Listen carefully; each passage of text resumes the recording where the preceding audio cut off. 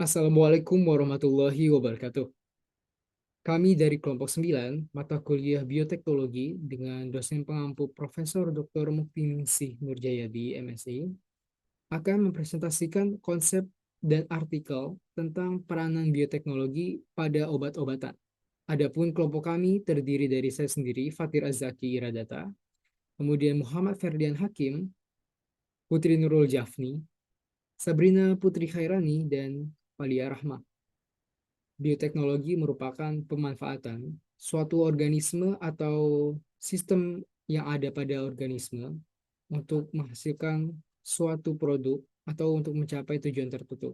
Nah, dalam dunia medis, bioteknologi ini bisa dimanfaatkan dalam pembuatan obat, penghantaran obat, ataupun sebagai pendiagnosis penyakit.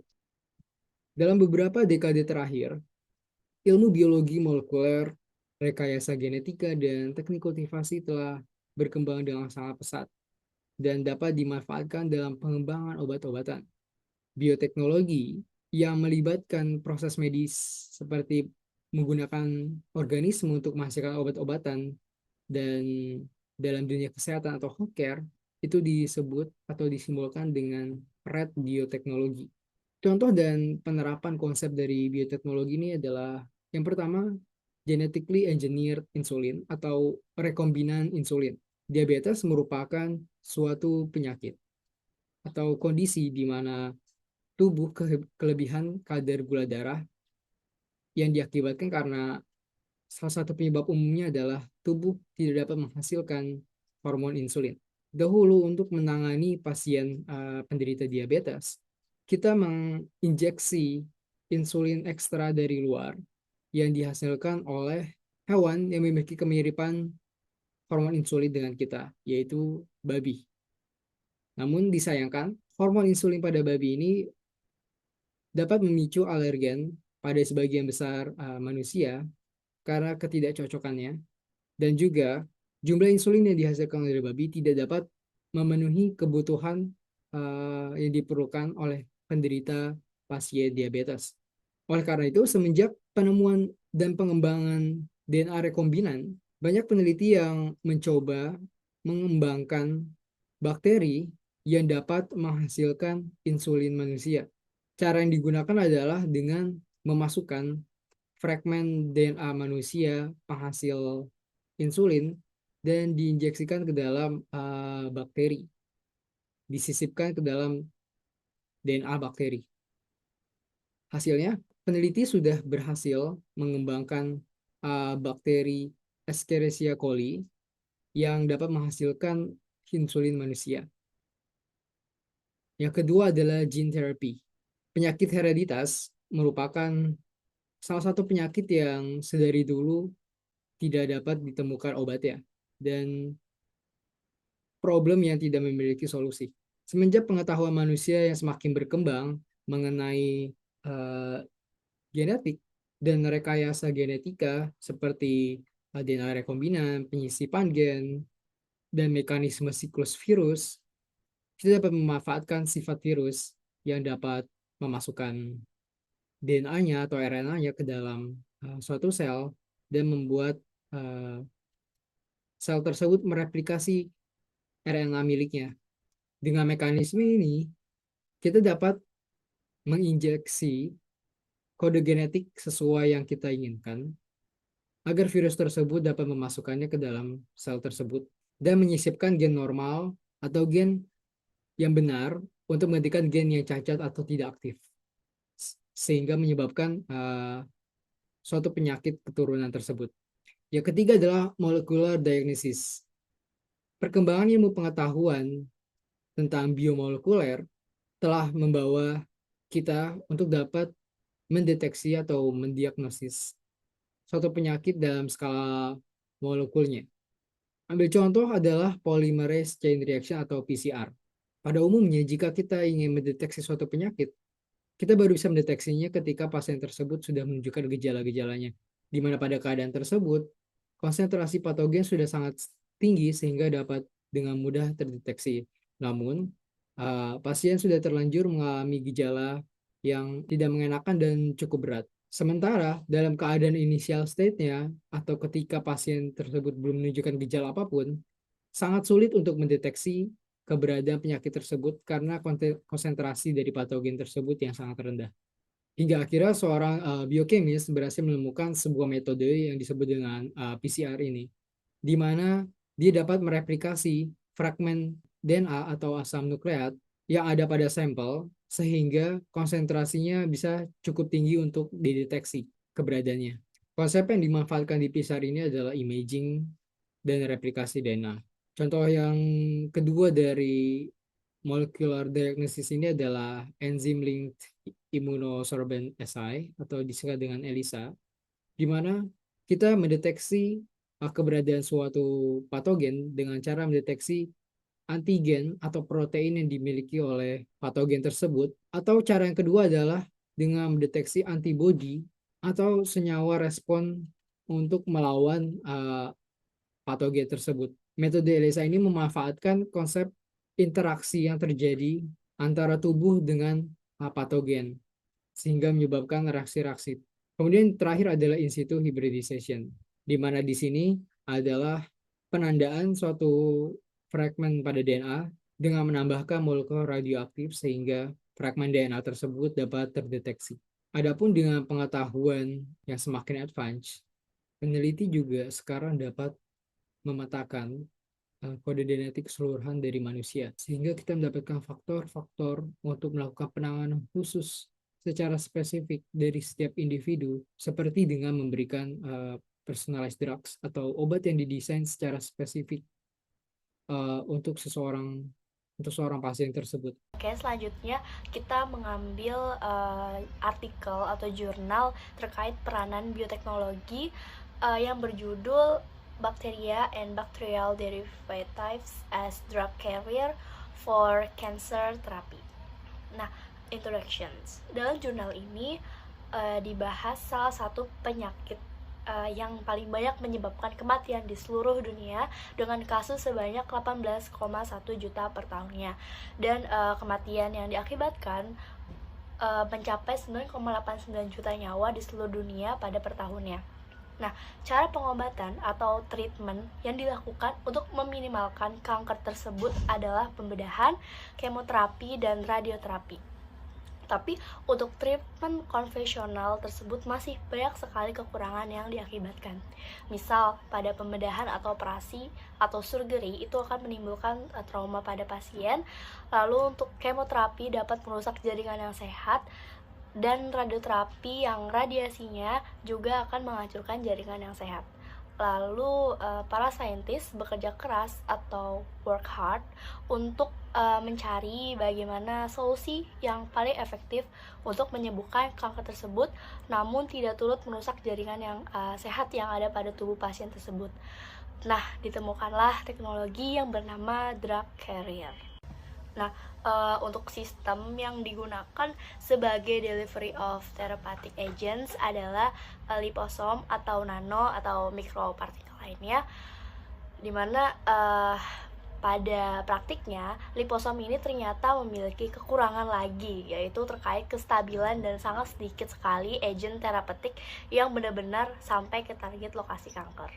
Nah, setelah melihat hal tersebut, peneliti itu akan menggunakan sel bio atau atau sesuatu yang berasal dari makhluk hidup, dan dipilihlah bakteri karena bakteri ini memiliki kemampuan untuk memodifikasi secara genetik dan dapat dikembangbiakan dalam jumlah besar, lalu dapat mengkolonisasi dari inang mamalia, lalu sifatnya yang melekat dalam dan berinteraksi dengan makhluk hidup. Dan bakteri ini dia mampu menghasilkan vesikel membran luar yang membuat membuat obat yang dibawa kondisinya akan stabil karena dilindungi oleh vesikel membran luar tersebut. Bacterial mediated epithelial drug delivery. Spesies bakteri anaerob ini terbukti mampu mengatasi hambatan fisiologis yang menghambat kemoterapi konvensional. Efek samping dari kemoterapi ini adalah adanya kerusakan pada jaringan sehat karena ketergantungan pada dosis dari bakteri disebabkan oleh pemeriksaan bakteri oleh sistem retikulum endotelial sebelum mengkolonisasi target. Bakteri dirancang secara kimia dan genetik untuk menyerang tumor. Bakteri yang direkayasa ini dirancang untuk mencari dan menyusup sel kanker dan melepaskan agen terapeutik seperti obat kemoterapi atau nanopartikel langsung ke dalam tumor. Meningkatkan efektivitas pengobatan kanker juga sekaligus meminimalkan kerusakan pada jaringan sehat dan mengurangi toksisitas sistemik.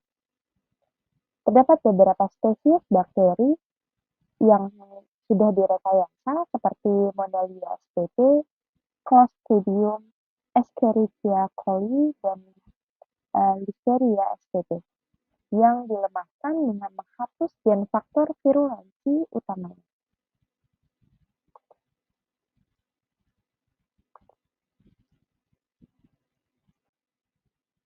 Ini merupakan tabel obat anti kanker yang dimediasi oleh bakteri.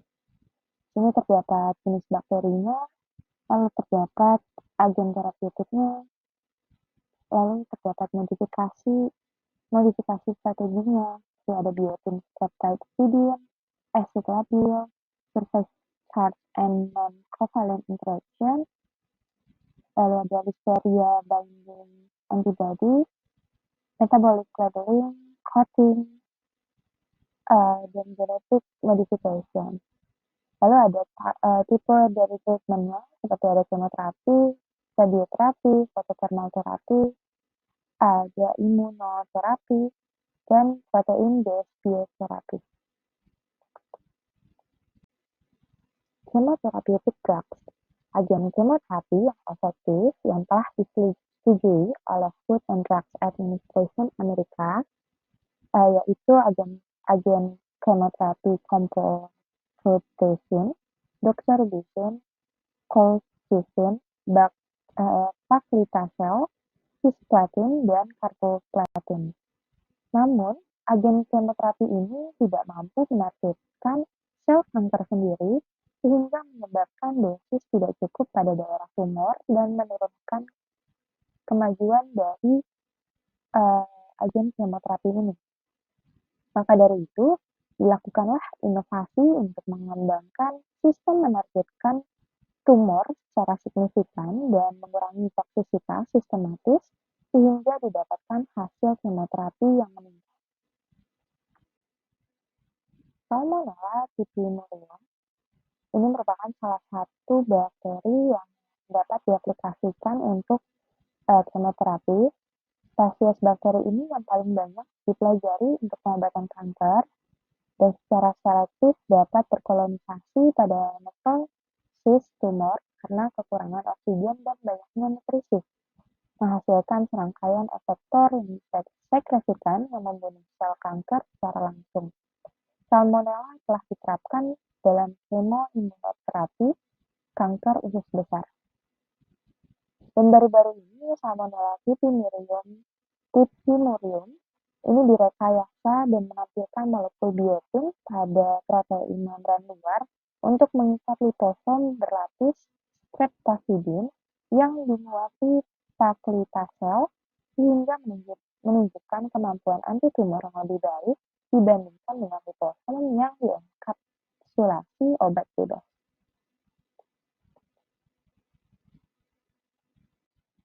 Ini merupakan skema Thermobots and Heat Combined Chemoimmunotherapy, di mana Thermobots ini disintesis dengan menempelkan liposom sensitif suhu rendah yang dikemas dengan doxorubicin melalui kimia biotin streptafidin pada permukaan yang dilemahkan.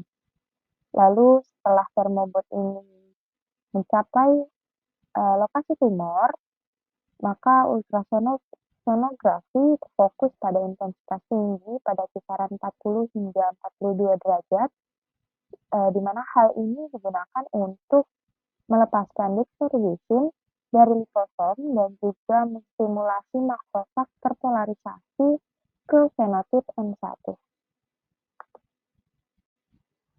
Ini merupakan contoh bakteri lain yang dapat diaplikasikan pada kemoterapi, yaitu Escherichia coli atau ACN. Jadi ACN ini merupakan bakteri probiotik yang tidak menghasilkan racun, sekresi, atau adesi hemoglobin glutinasi yang tahan manasa. ACN ini juga memiliki sifat penargetan preferensial dan proliferasi yang baik pada tumor padat, namun tidak terakumulasi secara masif di organ lain ketika diberikan secara sistematik pada tikus yang mengandung tumor. Lalu ACN ini juga memiliki kemampuan yang signifikan untuk mengangkut agen anti kanker. Lalu di sini terdapat reaksi konjugasikan doxorubicin ke ACN melalui penghubung cis aconitic anhydride yang labil terhadap asam untuk mencapai penargetan tumor dan dari pelepasan obat yang reseptif. Kemudian ACN ini diintegrasikan dengan partikel mikro multilayer polyelectrolyt yang dibuat dengan teknik lapis demi lapis yang merangkum doxorubicin dan magnetic chemoterapi nanopartikel untuk aplikasi pengantaran obat yang ditargetkan. Lalu mikropartikel magnetik sintetis yang dilapisi doxorubicin ini melalui lapisan demi lapisan terikat pada bakteri melalui muatan permukaan dan interaksi non-kovalen komplementer. Selanjutnya menghasilkan mikrostreamer bakteri yang terikat erat dengan doxorubicin dan nanopartikel besi oksida superparamagnetik yang memuat sel dalam merah linak yang permukaannya melalui kompleks pengikat biotin amfibin biotin untuk delivery sesuai permintaan dan pelepasan obat kemoterapi. Muatan obat kemoterapi yang terdiri dari RBC yang mengandung doxorubicin atau spion ini dilepaskan pada E. coli MJ1655 melalui pengikatan biotin amfibin biotin. Kemudian kita masuk ke dalam tipe treatment anti kanker yang lain, yaitu radioterapeutik drug, di mana radioterapi ini memiliki kemampuan untuk menyebabkan kematian sel kanker melalui kerusakan DNA pada sel tumor yang disebabkan oleh sinar berenergi tinggi. Sementara daerah tumor yang hipoksia dan nekrotik semuanya berada dalam konsentrasi oksigen rendah, merupakan penyebab umum kegagalan dari pengobatan. Kemudian terdapat kekurangan dari radioterapi ini, di mana radioterapi tidak dapat sepenuhnya menghindari kerusakan jaringan normal yang dapat menyebabkan efek samping yang parah. Radioterapi ini juga dapat menyebabkan efek buruk yang parah pada kepadatan dan fungsi pembuluh darah. Ini merupakan contoh dari bakteri yang dapat diterapkan pada treatment radioterapi. Listeria monocytogenes. Ini dimodifikasi dengan radioisotop anti kanker radioaktif 188 rhenium, menghasilkan radioaktif yang sangat tinggi muatan ke metastasis pada tikus, dan memberikan efisiensi yang signifikan dalam membunuh sel tumor secara in vivo tanpa merusak sel normal. Terdapat juga beberapa penelitian yang sudah menunjukkan bahwa bakteri yang direkayasa ini mampu meningkatkan hasil pengobatan radiasi dan mengatasi resistensi radioterapi ketika digunakan bersamaan dengan radioterapi. Ini merupakan gambar dari 188 rhenium yang menghiasi light yang dilemahkan Listeria monocytogenes permukaan oleh interaksi antibodi pengikat bakteri untuk membunuh sel tumor. Lalu yang di bawahnya terdapat gambar dari 32 fosfor. Ini merupakan obat radioterapi lain, yaitu 32 fosfor yang dimasukkan ke dalam Listeria bakteri untuk membunuh sel tumor karena radiasi pengiluan yang disebabkan oleh 32 Fosfor ini dan spesies oksigen reaktif RDS yang diinduksi oleh 32 fosfor. Jadi metode selanjutnya ini ada terapi dengan fototermal. Jadi terapi ini menggunakan antibodi yang ditempelkan pada bahan kimia penyerap foto. Jadi caranya ini adalah dengan menginduksi kematian sel kanker melalui panas yang dihasilkan dalam jaringan tumor yang terpapar cahaya near infrared. Jadi nanti ada konjugat yang disuntikan ke pasien. Nah, konjugatnya ini adalah bakteri salmonella yang udah direkayasa. Jadi si salmonella ini kayak di selubungnya itu dibungkus pakai polidopamin. Nah, konjugat ini akan berjalan melalui aliran darah dan akhirnya mencapai lokasi tumor. Konjugat tersebut kemudian akan bocor keluar dari pembuluh darah yang dapat ditembus di dekat tumor. Konjugat ini akan berikatan dengan reseptor khusus di permukaan sel kanker. Setelah itu konjugatnya akan terikat pada sel kanker. Bahan kimia penyerap foto itu dapat secara khusus diaktifkan dengan cahaya near infrared tadi. Jadi cahaya near infrared atau cahaya NIR ini itu sangat penting. Ketika bahan kimia tersebut diaktifkan, hal ini akan menyebabkan kerusakan langsung pada membran sel atau proses lisis. Jadi air yang berada di luar sel akan mengalir ke dalam, menyebabkan sel membengkak. Terus sel di dekatnya tanpa reseptor khusus tidak akan terpengaruh. Peningkatan tekanan di dalam sel membengkak menyebabkan membran sel pecah, disebut juga lisis kayak yang tadi, dan menyebabkan isi intraseluler seperti protein, DNA, dan juga RNA. Selanjutnya sel kemudian menjadi lebih kecil dan bentuknya menyusut atau suatu proses yang dikenal dengan nekrosis. Setelah treatment, nekrosis sel dan jaringan normal akan tumbuh kembali di tempatnya. Terus akan terjadi proses yang namanya apoptosis. Apoptosis adalah kematian sel per individu sel, sedangkan nekrosis menyebabkan sekelompok sel. Membran sel yang mengalami apoptosis akan mengalami penonjolan keluar tanpa disertai hilangnya integritas membran, sedangkan sel yang mengalami nekrosis mengalami kehilangan integritas membrannya. Jadi di sini bakteri yang digunakan adalah salmonella. Terus nama agennya itu adalah polidopamin. Baik, selanjutnya ini ada terapi sel kanker dengan imunoterapi. Jadi dia ini lebih merangsang ke sistem kekebalan tubuh atau sistem imun tubuh kita. Jadi di dalam bakteri ini kita memiliki apa yang kita sebut program genetik yang terdiri dari gen-gen yang berbeda. Ini adalah apa yang kita sebut sirkuit lisis tersinkronisasi, dan pada dasarnya apa yang dilakukan sirkuit ini adalah memiliki dua gen. Yang pertama, gennya sebagai enzim yang membuat molekul kecil di dalam bakteri, dan molekul kecil ini sebenarnya dapat melakukan perjalanan di luar bakteri dan juga berkomunikasi dengan bakteri lain yang ada di dekatnya. Itu kalau yang di slide ini yang tulisan AHL. Dan kemudian ketika bakteri lain mengatur molekul ini, ia benar-benar mengaktifkan sistem ini, dan ketika itu terjadi, gen di sini akan benar-benar membunuh bakteri ini dan memungkinkan mereka untuk menghancurkan diri sendiri, dan titik penghancuran diri itulah yang kemudian dapat melepaskan terapi ke lingkungan sekitarnya.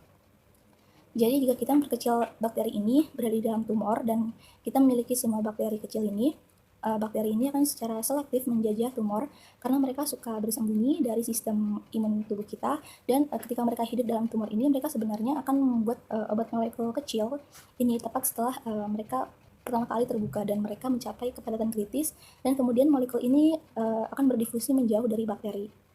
Kalau pada saat ini contohnya adalah bakteri E. coli ya. Jadi di sini ada CD47 nanobody, dan ini tuh sinyal kayak jangan makan saya gitu, yang diekspresikan di permukaan beberapa jenis kanker. Inilah yang pada dasarnya digunakan tumor untuk bersembunyi dari sistem imun tubuh. Dan jika ada sesuatu yang dimakan oleh sel kekebalan tubuh kita atau sel imun kita, maka yang dilakukan adalah merekayasa bakteri. Misalnya di sini tuh ada bakteri E. coli kan. Nah, terus untuk melepaskan molekul-molekul yang dikenal sebagai molekul nano yang warna ungu ini, yang CD47 nanobody. Jadi molekul nano ini akan pada dasarnya akan memblokir CD47 yang warna ungu muda.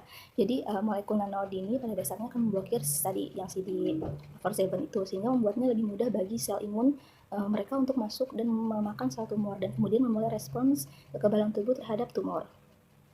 Nah, terus ada aspek yang menarik tentang rangkaian ini, yaitu bakteri harus mencapai masa kritis, dan ketika mereka hancur atau yang disebut proses lisis, mereka akan melepaskan obat dengan lebih baik, dan pada saat yang sama ketika mereka hancur, mereka benar-benar melepaskan membran bakteri dan kemudian akan menstimulasi sistem kekebalan tubuh atau imun tubuh kita.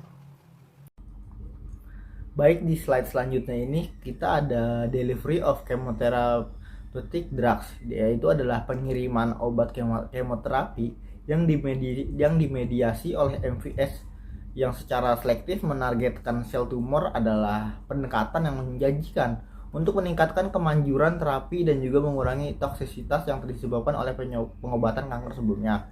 Nah, dalam penelitian terbaru, microvesicles atau MVS yang berasal dari bakteri telah berhasil digunakan untuk memuat berbagai jenis obat kemoterapi yang memiliki berbagai struktur, sifat hidrofobik, muatan, dan kelarutan yang berbeda. Nah, kemudian bisa teman-teman lihat sendiri pada gambar di slide tersebut, di mana ada sebuah obat, yaitu ada obat kemoterapi yang dimasukkan ke dalam sebuah bakteri yang tepatnya itu melalui mediasi MVS. Jadi pengobatannya ini adalah obat yang ditaruh di dalam suatu bakteri melalui MVS-nya. Kemudian pada bagian A yang B ini juga sama, di mana kita menaruh obat untuk kemoterapi yang akan digunakan untuk mengobati penyakit kanker pada pasien. Selanjutnya yang kedua ini ada delivery of thermotherapeutic drugs atau termoterapi. Nah, jadi untuk pengiriman termoterapi itu sendiri kita lihat dulu dari pendahuluannya. Untuk pendahuluannya sama seperti sebelumnya, peneliti juga menggunakan MVS sebagai vektor pengiriman obat termoterapi, di mana untuk termoterapi sendiri memanfaatkan melanin. Nah, pigmen alami yang umumnya ditemukan di berbagai organisme digunakan sebagai agen fototermal karena kemampuannya menyerap cahaya dengan efisien, terutama dalam jendela cahaya terlihat dan dekat atau inframerah atau biasa disebut NIR. Nah, para peneliti ini melakukan modifikasi genetik pada bakteri dengan menginfeksi mereka dengan gen tirzinase sehingga bakteri dapat menghasilkan MVS yang mengandung melanin. Jadi untuk menaruh obat termoterapi ini kita menggunakan MVS juga, akan tetapi di sini MVS yang digunakan itu adalah melaninnya. Jadi sebelumnya itu harus kita modifikasi terlebih dahulu untuk bakterinya memiliki melaninnya, karena bakteri itu sebelum itu kan tidak ada melanin. Jadi sebelum kita taruh obat di dalam bakteri, kita melakukan modifikasi terhadap bakteri tersebut. Nah, bisa dilihat dari gambar tersebut di mana bakteri yang digunakan adalah bakteri E. coli, yang mana bakteri E. coli itu kita modifikasi dan menghasilkan melanin. Kemudian pada bagian yang kedua itu ada termoterapinya atau termoterapi itu sendiri adalah obat yang mana akan aktif atau akan beraksi. Obatnya itu adalah ketika mencapai suhu atau panas tertentu. Selanjutnya yang terakhir ada delivery of immunostimulatory agents atau bisa kita sebut sebagai vaksin untuk mudahnya. Jadi pada pengiriman ini penggunaan MVS sebagai agen imunostimulasi. MVS yang dihasilkan oleh bakteri digunakan sebagai kendaraan pengiriman untuk agen imunostimulasi. Jadi sama seperti sebelumnya, di mana kita menggunakan MVS pada delivery ini atau pada pengiriman ini. Nah, MVS ini diharapkan dapat merangsang sistem kekebalan tubuh untuk memberikan respon imun yang kuat. Jadi dengan kita menggunakan MVS, nah MVS ini itu diharapkan untuk merangsang sistem kekebalan tubuh untuk memberikan respon imun yang kuat. Jadi ketika kalian terkena penyakit tersebut itu sudah bisa dibilang itu sudah kebal. Kemudian yang kedua itu ada imunogenitas alamiah. Jadi MVS yang berasal dari membran luar bakteri mengandung berbagai adjuvan atau berbagai macam reseptor untuk pengaktifan respon permukaan dengan sifat imugenitas alamiah, termasuk lipopolisakarida, peptidoglikan, dan flagellin. Nah, ini dapat digunakan untuk memicu reaksi imun yang kuat terhadap antigen yang ada pada MVS. Nah, menjadikan MVS sebagai vaksin yang ideal untuk mengatasi patogen. Jadi pada delivery ini kita menaruh obat atau semacam vaksin, bukan obat, jadi kayak semacam vaksin ke dalam sebuah bakteri, di mana nanti vaksin tersebut tuh aktif ketika ada reseptor yang memberikan respon imun yang kuat. Jadi ketika kita terkena kanker lagi itu akan sulit karena sistem tubuh kita tuh sudah membentuk kekebalan itu sendiri. Oke, untuk conclusions atau kesimpulan, yang pertama, bakteri dan turunannya memiliki karakteristik alami dalam penagatan tumor, lalu modifikasi mudah dengan kemampuan pengemasan gen yang tak terbatas dan aktivasi respon imun. Lalu yang kedua, dengan kelebihan-kelebihan ini, bakteri penargetan tumor dan MV-nya itu sangat ideal untuk pelepasan terkontrol dan penghantaran agen kemoterapi, radioterapi, terapi fototermal, dan imunoterapi yang ditargetkan. Lalu yang terakhir, meskipun ada keterbatasan yang muncul seperti efek samping yang bergantung pada seberapa banyak dosis bakteri, lalu stabilitas gen dan produksi MV bakteri yang terbatas, beberapa bakteri penargetan tumor dan MV bakteri yang direkayasa secara biologis telah dimasukkan ke dalam uji klinis. Mungkin itu saja yang bisa kelompok kami sampaikan, kurang lebihnya mohon dimaafkan. Wabillahi taufiq wal hidayah. Wassalamualaikum warahmatullahi wabarakatuh.